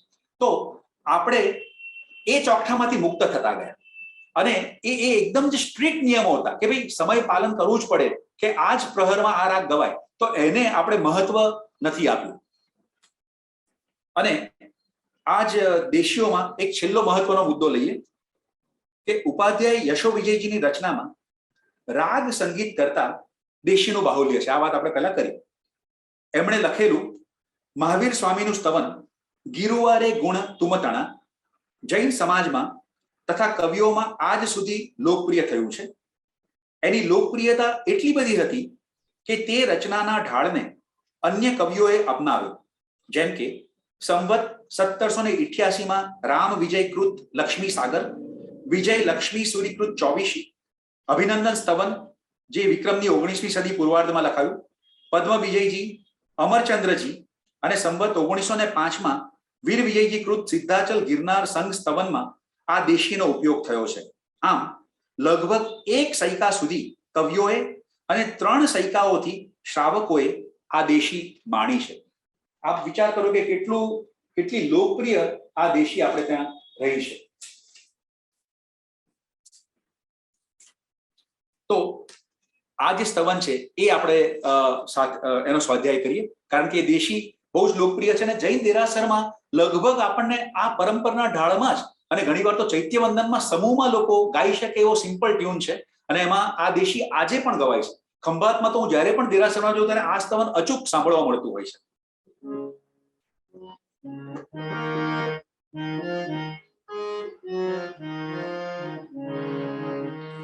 ગિરુવારે ગુણ તુમ તણા શ્રી વર્ધમાન જીન રાયા રે, સુણતા શ્રવણે અમી જરે મારી નિર્મળ થાય કાયા રે. તુમ ગુણ ગણ ગંગા જળે ઊંચીલી નિર્મળ થાઉં રે, અવરન ધંધો આદરું નિષદિન તોરા ગુણ ગાઉં રે. ઝીલ્યા જે ગંગા જળે તે છિલ્લર જળ નવી પૈસે રે, જે માલતી ફૂલે મોહિયા તે બાઉલ જઈ નવી બેસે રે. એમ અમે તુમ ગુણ ગોઠશું રંગે રાજાને વળી માચારે, તે કેમ પરસુર આદરે જે પર નારી વશ રાચારે. તું ગતિ તું મતિ આશરો તું આલંબન મુજ પ્યારો રે. વાચક જશ કહે વાચક યશ કહે માહરે, તું જીવ જીવન આધારો રે. ગિરુવારે ગુણ તુમ તણા શ્રી વર્ધમાન જીન રાયા રે. સિમ્પલ દેશી છે. એક જ ટ્યુનમાં આખી સ્તવનની રચના થઈ છે, એટલે સમૂહમાં ગાવા માટે પણ બહુ જ સરળ પડે. અને આ દેશી કેટલા વર્ષોથી 300 વર્ષોથી આપણે ત્યાં લોકપ્રિય છે, ને એના ઉપર એ ટ્યુન ઉપર પણ કેટલી બધી રચનાઓ થઈ, તો એ વિશે આપણે વાત કરી. હવે શરૂઆતમાં આપણે રસની વાત કરી, એટલે આપણે રાગોપનિષદમાં રાગમાળાઓની વાત કરી, આપણે આ દેશીઓની વાત કરી, દેશીઓ વિશે થોડી વધુ માહિતી લીધી, રસની પણ વાત કરી. હવે શ્રીપાળ રાસની જે દેશીઓ છે એનું થોડુંક ગાન કરીશું, અને અલગ અલગ રસની સાથે કેવી રીતના એ ગાન થઈ શકે. હવે મહત્વની વાત એ છે કે અહીંયા આપ ધ્યાન આપજો કે આ જે શ્રીપાળ રાસની દેશીઓ છે, જેમ કે પૂજાઓની દેશીઓ છે, તો એ પણ સમૂહ ગાન માટે છે. સમૂહ ગાન માટે હોવાથી હવે એક જ દેશીમાં આખી ઢાળ હોય, જેમાં 30 કડી હોય, 35 કડી હોય. હવે બની શકે કે એમાં રસ અલગ અલગ હોય.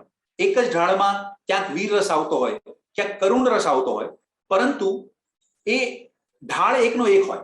એટલે સાહિત્યની દ્રષ્ટિએ વિવિધ રસ નિરૂપણ થયું હોય, પરંતુ મુખ્યત્વે એ કવિતા ગાવા માટે છે, અને એટલા માટે સિમ્પલ દેશીમાં એ થયું હોય. જ્યારે આપણે જો ફિલ્મી સંગીત કે અત્યારે સુગમ સંગીતની વાત કરીએ, તો એમાં જ્યારે કમ્પોઝિશન થાય, સ્વરાંકન થાય કોઈ પણ ગીતનું, તો એ ગીતના રસ પ્રમાણે એ રાગમાં એને ઢાળવામાં આવે. તો એ રાગનો રસ પણ બહુ મહત્વનું કામ કરે છે સુગમ સંગીતમાં. જ્યારે આપણે ત્યાં પ્રાચીન કાળમાં દેશીઓમાં ખાસ કરીને એ રીતના રસને નહોતો જોવામાં આવતો, પણ ગાવામાં જે સહાયભૂત થાય એવી દેશીઓમાં, વિવિધ દેશીઓમાં રચનાઓ થતી હતી. ક્યાંક રસને પણ મહત્વ આપવામાં આવતું હતું. તો એ એંગલથી આપણે હવે આ શ્રીપાળ રાસની દેશીઓનો સ્વાધ્યાય કરીશું. સૌ પ્રથમ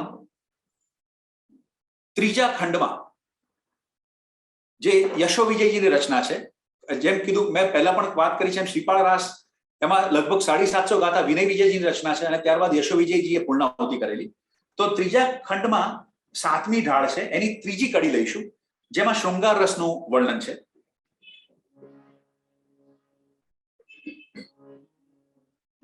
પલ્લવ અધર અસિત સિત ફૂલ અંગ ચંગ કુચ ફલ બહુમૂલ જંગમ તે છે મોહન વેલી ચાલતી ચાલ જીસી ગજ કેલી સાહિબા રંગીલા હમારા મોહના રંગીલા હમારા.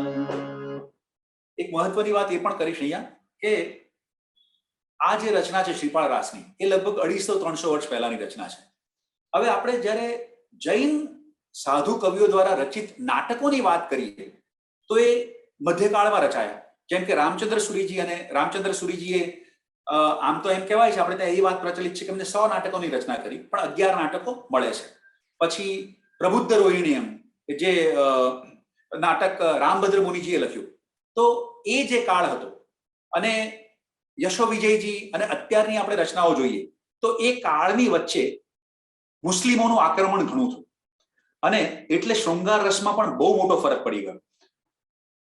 આપણે જો સંસ્કૃત નાટકોનો અભ્યાસ કરીએ, ખાસ કરીને એના ગીતોનો પણ અભ્યાસ કરીએ, તો આપણને લાગશે કે શૃંગાર રસનો બહુ છૂટથી ઉપયોગ કરવામાં આવ્યો હતો. જ્યારે મોગલ ઇન્ફ્લુઅન્સને કારણે ક્યાંક આપણું માનસ એ ડરને કારણે કે સ્ત્રીઓ, ખાસ કરીને સ્ત્રીઓને જે રીબાવાનું થયું હતું, અત્યાચારો થયા હતા, એને કારણે કોઈ પણ કારણ હોઈ શકે, પરંતુ ધીમે ધીમે શૃંગાર રસ આપણે ત્યાં બહુ ઓછો થતો ગયો પછીના સાહિત્યમાં. અને એટલે એ જો હું પ્રાચીન કાળને સાપેક્ષમાં વાત કરું છું, 900 વર્ષ પહેલાના સાહિત્ય સાથે જો કમ્પેર કરીએ તો, અને જો એ શૃંગાર રસ જાણવો હોય તો એ નાટકોના ગુજરાતી અનુવાદો પણ મળે છે. એક નાટ્ય સાહિત્ય માળા આચાર્ય યોગ તિલક સુરી મહારાજે એ ગુજરાતી અનુવાદ સાથે પ્રગટ કરી છે. તો એમાં આ બધી રચનાઓ ગુજરાતીમાં પણ આપણને જોવા મળશે. તો ઘણી શૃંગાર રસ કેવી રીતના ખેડાતો, એટલે એમાં મારી દ્રષ્ટિએ પણ અલ્ટિમેટલી આઈડિયા એ જ હતો કે શૃંગાર રસમાંથી પણ આપણે શાંત રસ અને ભક્તિ રસમાં એને ટ્રાન્સફોર્મ કરતા હતા. તો આપણી દરેક રચનાઓ, આ નાટકો પણ 9 રસો હોય, પણ એમાં અલ્ટિમેટલી તો શાંત રસ, વૈરાગ્ય રસ, એ ભાવના આપણામાં ખીલવવામાં આવે એ માટે એની રચનાઓ થતી. હવે આપણે બીજો એક રસ લઈએ, હાસ્ય રસ. તો શ્રીપાળ રાસની આ દેશી છે, વિનય વિજયજીના શબ્દો છે, પહેલા ખંડની 5મી ઢાળ અને 6ઠી, 7મી અને 8મી કડીઓ છે. ચહુટામાં હે, એટલે આ ખાલી ભૂમિકા આપી દઉં કે જ્યારે શ્રીપાળ રાજા અને એક 700 કોઢિયાઓનું ટોળું છે અને એ ટોળામાં શ્રીપાળ રાજા છે, આ બાજુ મૈણાસુંદરીના પિતા ગુસ્સે થયા છે મૈણાસુંદરીનો જવાબ સાંભળીને, અને નક્કી કરે છે, આ કોઢિયાઓના ટોળાને જોઈને બોલાવે છે, આમંત્રણ આપે છે કે તમે પધારો રાજ દરબારમાં અને મારી દીકરીને તમારા નાયક સાથે પરણાવું છું. શ્રીપાળ રાજા કોઢિયા છે અને એ લોકો જ્યારે આવે છે ત્યારે કેવું કૌતુક ઊભું થાય છે એ વર્ણન છે આમાં. ચહુટામાં હે ચાલ તારે શોર કરે સસાત, લોક લાખ જોવા મળ્યા રે એ હકીશો ઉત્પાત, ચતુર નર કર્મ તણી ગતિ જોય, ઘોર ધસે ઉતર ભસે રે ધિક ધિક કહે મુખવાચ, જન પૂછે તુમ કોણ છો રે ભૂત કે પ્રેત પિશાચ ચતુર નર કર્મ તણી ગતિ જોય. તો આખું ટોળું કેવી રીતના આવે છે ને લોકો તો ત્યાં સુધી પૂછે છે કે તમે કોણ છો, ભૂત છો કે પિશાચ છો, કેવા દેખાતા હશે, તો એ વર્ણન છે. ત્યારબાદ કરુણ રસનો દ્રષ્ટાંત લઈએ. પહેલો ખંડ વિનય વિજયજીના શબ્દો છે, 10મી ઢાળ અને દુહા ક્રમાંક 1 અને 2. હવે દુહામાં આપણે દુહાની રીતના તો ગાઈ જ શકીએ છીએ, પણ એમાં ઘણીવાર આપણે જે રસ હોય એ પ્રમાણેનો રાગનો પણ ઉપયોગ કરી શકીએ. એ દ્રષ્ટાંત આપવા માટે આમાં મેં શિવરંજની રાગનો પ્રયોગ કર્યો છે.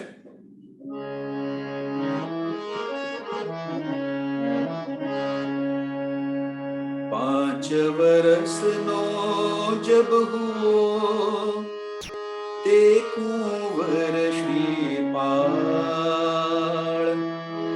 કામ શૂલ રોગે કરી પિતા પહોંચતો કાળ, શિરકુટે પીટે હિયો રૂવે સકલ પરિવાર, સ્વામી તે માયાતજી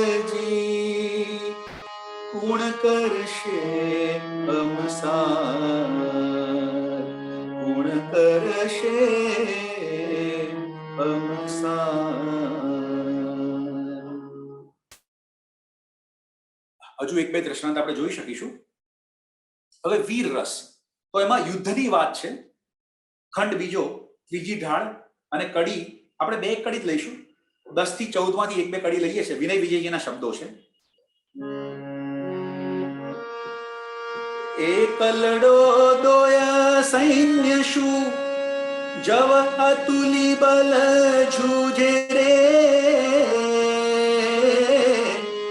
ચહુટા વચ્ચે ધૂંખલ મચ્યો છે, કાયર હિયડા ધ્રુજે રે, ધવળ શેઠ લઈ ભેટણું કુંવર તાકી જેહને મારે લાઢી લોઢે રે, લહબહતા લાંબા થઈ, લહબહતા લાંબા થઈ તે ઉહવીએ બોલે રે, ધવળ શેઠ લઈ ભેટણું. તો આમાં યુદ્ધનું વર્ણન છે. ત્યારબાદ બીભત્સ રસ. હવે શ્રીપાળ રાસમાં પણ બીભત્સ રસ અને એ ટ્યુન આપણે પહેલા પણ જોઈ ચૂક્યા આગલા એક રસમાં, પણ એ જ ટ્યુનમાં આ દેશી છે ને એકાદ કડી આપણે લઈએ, 1-2 કડી. એ કોઢિયાઓનું જે વર્ણનની મેં વાત કરી, જેમાં હાસ્ય રસની વાત કરી, એ જ ઢાળની આગળની કડીઓ છે. એમાં પણ ચિત્રી ચડે એવું વર્ણન છે. રક્તપિત્યા ને કોઢિયાઓની વાત છે. કે ટૂટા કે પાંગડા રે, કે ખોડા કે ખીણ, કે ખસિયા કે ખાસિયા રે, કે દદુર કે દીણ, ચતુર નર કર્મ તણી ગતિ જોય, એક મુખે માખી પણ બણે રે, એક મુખ પડતી લાળ, એક તણે ચાંદા ચગ ચગે રે, એક શિરના ઠાવાળ, ચતુર નર કર્મ તણી ગતિ જોય, ચતુર નર કર્મ તણી ગતિ જોય. અને એક અદ્ભુત રસનું એક દ્રષ્ટાંત લઈએ. ખંડ ત્રીજો, પહેલી ઢાળ અને કડી ક્રમાંક 14 અને 15. વિનય વિજયજી યશો વિજયજીના શબ્દો છે.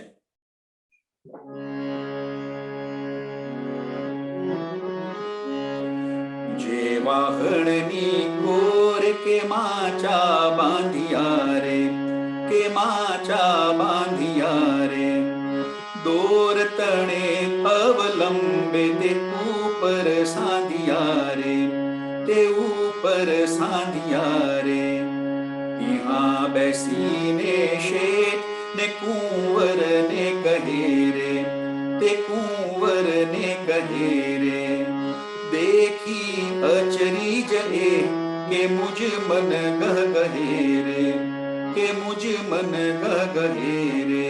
અને કેવો વિચિત્ર મગર આવ્યો છે, એ મગરની વાત કરે છે. એક એક એમાં એક એક એવું અદ્ભુત વાત કરીને શ્રીપાળને લલચાવે છે ધવલ શેઠ.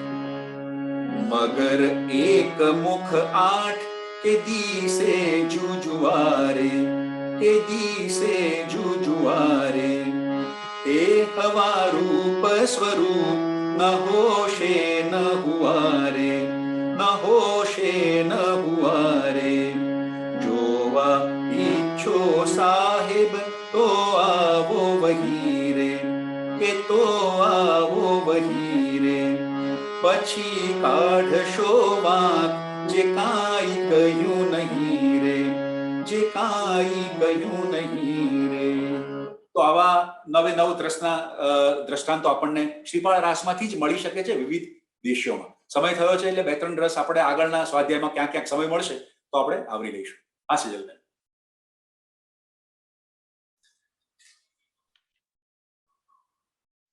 ખૂબ સરસ અને ખૂબ ખૂબ આભાર જોનીભાઈ. આજે બહુ સરસ રીતે તમે અમને બે પુસ્તકોનો એક સરસ પરિચય પણ કરાવ્યો અને સાથે સાથે દેશીઓના વિશ્વમાં પણ તમે અમને લઈ ગયા. ગયા વખતની વાતને આગળ લઈ જતા આજે રાગોપનિષદ વિશે કેટલી બધી વાતો તમે અમારી સાથે કરી. એક ખૂબ જ મહત્વનું પુસ્તક જે વિજય તીર્થભદ્ર સુરીશ્વરજી મહારાજ સાહેબ પાસેથી આપણને મળ્યું અને એ પુસ્તકનું મહત્તા તો તમે જણાવી, પણ સાથે પુસ્તકમાં જે ત્રણ મહત્વના આગળ લેખો છે, શૈલચંદ્ર મહારાજ સાહેબનો, વૈરાગ્યરતી મહારાજ સાહેબનો અને વિજય નંદી ઘોષ સુરીશ્વરજી મહારાજ સાહેબનો, અને એ લેખોમાં પણ જે મહત્તા છે એની તમે વાત કરી. ખૂબ ઊંડા અભ્યાસનો અનેક રાગ રાગિણીની જેમાં વાત થયેલી છે, 16 રાગમાળાઓનો જેમાં પરિચય આપવામાં આવેલો છે. એક રાગ રાગિણીઓના પરિચયની સાથે સાથે એમાં પ્રાચીન હસ્તપ્રતોમાં જે રાગ સૂત્રો આપવામાં આવ્યા છે, વાદ્યો આપવામાં આવ્યા છે, એના જે ચિત્રો આપવામાં આવ્યા છે, એટલે કે પ્રતિકૃતિઓ આપવામાં આવી છે, આ બધા જ વિશે તમે અમને ઘણું બધું જણાવ્યું. અને તમારો આ જણાવવાની વાત ચાલતી હતી ત્યારે આપણા સ્વાધ્યાયો તમને સતત નિરંતર મનમાં પૂછી રહ્યા હતા કે જોનીભાઈ આ પુસ્તક અમને ક્યાં મળશે, એ વિશે થોડીક વાત કરજો. જોનીભાઈ, ક્યાં પુસ્તક જો, કારણ કે તમે એટલી બધી પુસ્તક વિશે વાત કરી છે કે લોકોને સ્વાભાવિક રસ પડ્યો છે પુસ્તક વાંચવા વિશે. તો એક પ્રશ્ન એ પણ આવ્યો છે અને ત્યારબાદ તમારી વાતને આગળ લઈ જતા તમે વાત કરી કે આજે જે ભોજક સાહેબનું જે પુસ્તક છે અને એ ભોજક સાહેબના પુસ્તક વિશે આપણે ગયા વખતે પણ થોડીક વાત કરી હતી, એ વાતે તમે આજે આગળ લઈ આવ્યા કે ગુજરાતમાં જે સુગમ સંગીતની આખી ઉત્ક્રાંતિ થઈ અને એ પુસ્તકની અંદર જે જૈન સંગીત વિશેના 2 કે 3 ચેપ્ટર આપવામાં આવ્યા છે એના વિશે વાત કરીને તમે સરસ ધ્યાન દોર્યું સૌનું કે દેશીઓનો જે ઢાળ છે એ આખો બહુ જાણીતી છે અને ઘણા બધા જૈન સમાજે એને બહુ સારી રીતે આત્મસાત પણ કર્યો છે અને આત્મકલ્યાણ માટે દેશી સંગીતનો જૈન સમાજ ઉપયોગ કરે છે અને ઘણા બધા એવા રાગો છે જેને જૈન સમાજે જાળવી લીધા છે. એટલે પછી એ નરસિંહનું પદ હોય પણ રાગ એ જૈન સમાજે એને પોતાની પૂજાઓ દરમિયાન એવો જાળવી લીધો હોય કે એ જળવાઈ જાય છે. તમે દયારામને પણ આજે યાદ કર્યા અને ડભોઈને પણ યાદ કર્યા કે દયારામભાઈની જે ગરબીમાં જે દેશીઓનો ઉપયોગ થાય છે તેનો ભંડાર જૈન સવરોમાં મળે છે અને તમે વાત પણ કરી કે કદાચ એક જ ગામમાં હોવાને કારણે પણ આ પરસ્પર પ્રભાવ પડ્યો હશે. તો આવી અનેક ઐતિહાસિક વાતો અને રસ પડે એવી સંશોધનની વાતો પણ જોનીભાઈ આપ કરતા ગયા. સાથે સાથે આપે દેશીઓનો પણ અમને પરિચય કરાવ્યો.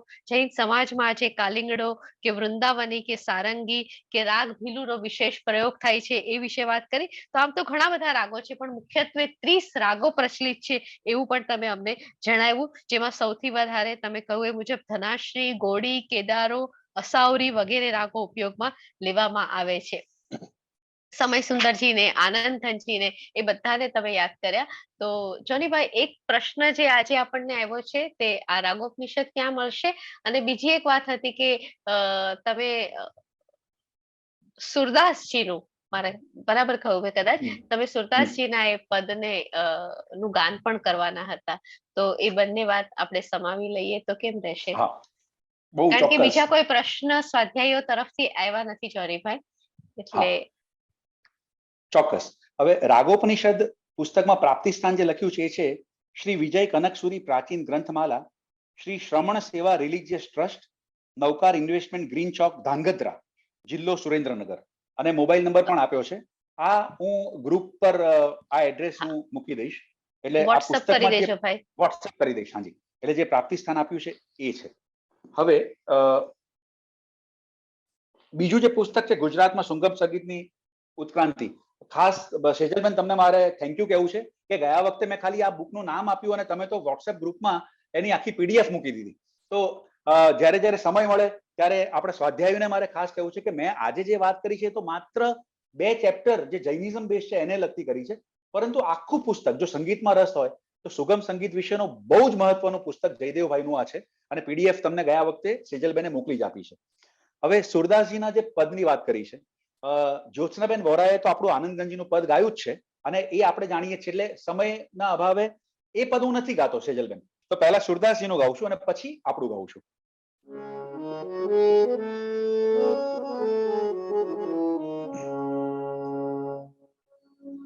બેર બેર નહીં આવે અવસર, બેર બેર નહીં આવે, જો જાણી ત્યો કર લે ભલાઈ, જન્મ જન્મ સુખ પાવે અવસર, બેર બેર નહીં આવે અવસર, બેર બેર નહીં આવે, ધન જોબન અંજની को पानी, घटक देर नहीं लावे, तन छूटे धन कौन को काहे को कृपन कहावे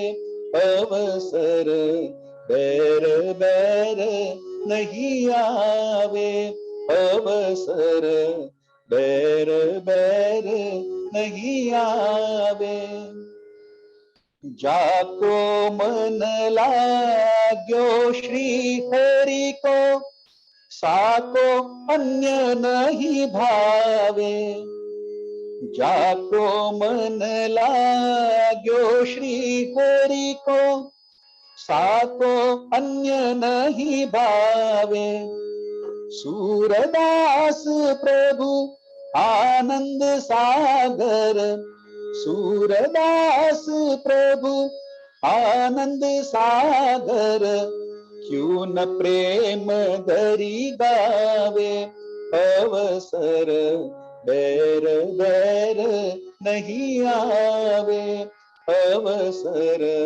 बैर बैर नहीं आवे.